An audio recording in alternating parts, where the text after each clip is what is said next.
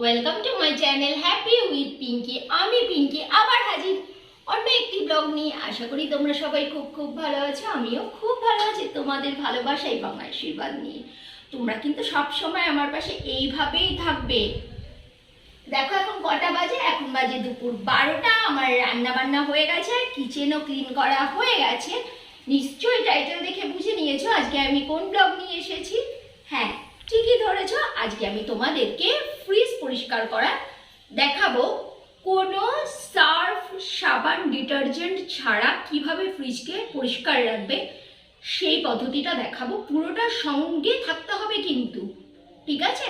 তাহলে চলো শুরু করা যাক।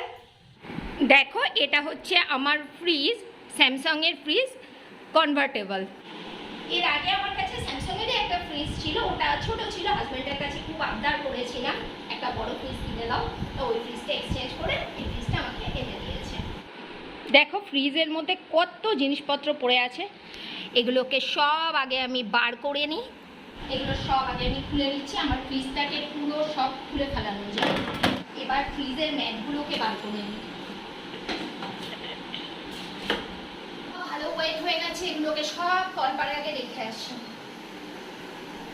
দুটো বালতিতে জল নিয়ে এসেছি। এই একটা, এটায় পরিষ্কার জল রাখবো। আর এটা হচ্ছে সেই জিনিস, এটা হচ্ছে বেকিং সোডা, বেকিং পাউডার না কিন্তু বেকিং সোডা। এই বেকিং সোডাটা এই জলের মধ্যে দিয়ে দেবো। ফ্রিজে কখনো ডিটারজেন্ট ইউজ করা একদমই উচিত না, খুব প্রয়োজন না হলে না করাই ভালো। আমরা কখনো ফ্রিজে ডিটারজেন্ট ইউজ করি না, ফ্রিজ মাইক্রোওয়েভ কিছুতেই করি না। এবার এই যে বেকিং সোডা মেশানো জলটা, যেটাকে আমরা খাবার সোডা বলি আর কি, বা কেউ কেউ মিষ্টি সোডাও বলে, সেই জলটা দিয়ে আগে একবার ভালো করে মিশিয়ে নিচ্ছি।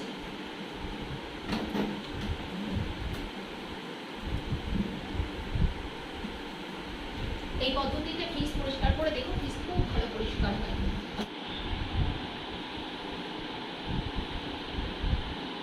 দেখো আমার ডিপ ফ্রিজটা কিন্তু পরিষ্কার করা হয়ে গেছে। আমি আমার জিনিসপত্র না খুব যত্ন করে ব্যবহার করি। আমার শরীরে ব্যথা লাগুক তবুও ভালো আমার জিনিসে যেন কোনো ক্ষতি না হয়।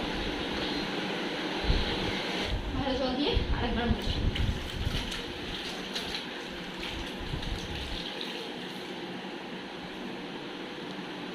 এইভাবে পরিষ্কার করলে খাটনিও অনেক কম।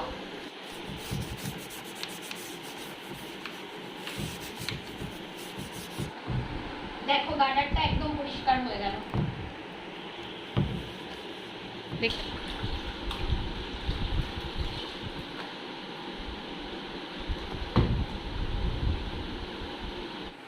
দেখো কোনো রকম সার্ফ সাবান ছাড়া মাত্র একটি জিনিস, খাবার সোডা বা বেকিং সোডা দিয়ে আমি আমার ফ্রিজকে কেমন চকচকে করে পরিষ্কার করে দিলাম, একদম নতুনের মতো।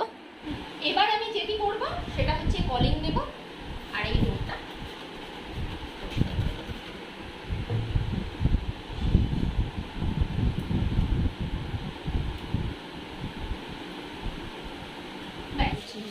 এবার ফ্রিজের ট্রেগুলো পরিষ্কার করে নেওয়ার পালা।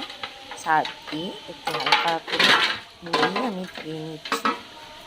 বেশি ডলাটলি করার দরকার নেই, তাহলে স্ক্র্যাচ পড়ে যাবে। এটা হচ্ছে আমার ফ্রিজের আইস বক্স। আইসটা বার করার সময় অন্য ফ্রিজগুলোতে এত সমস্যা হয়, তাই না বলো? আর এটা এত সুন্দর আইস বার করার সিস্টেমটা, কোনো ঝামেলাই হয় না, যতই শক্ত বরফ হয়ে যায় ভেতরে।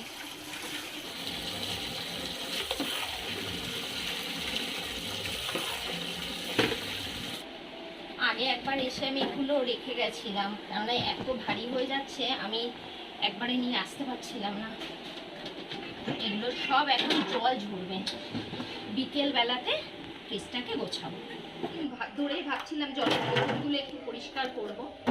আজকে যখন ফ্রিজের ট্রেগুলো পরিষ্কার করলামই, তাহলে জলের বোতলগুলো একবারে ধুয়ে নিই। এটাও একটা বড় কাজ, জানো তো। পুরো ভিজে যাচ্ছি আমি। আমি আবার সন্ধ্যাবেলা ফেরত চলে এসেছি, আর যে ফ্রিজের তাকগুলো সব ধুয়ে আমি জল ঝরাতে দিয়েছিলাম সেগুলো সব শুকিয়ে গেছে। আর আমি দেখো ফ্রিজটাকে পুরো অর্গানাইজ করে দিয়েছি। দেখো সব ঠিকঠাক করা হয়ে গেছে। আর আজকে এই ব্লগটা আমি এখানেই শেষ করছি। সবাই খুব ভালো থেকো, সুস্থ থেকো। দেখা হচ্ছে আবার আগামীকাল নতুন আরও একটি ব্লগ সঙ্গে নিয়ে। ততক্ষণের জন্য সবাইকে টাটা বাই। ব্লগটা কেমন লেগেছে সেটা কিন্তু অবশ্যই কমেন্টস করে বলতে হবে।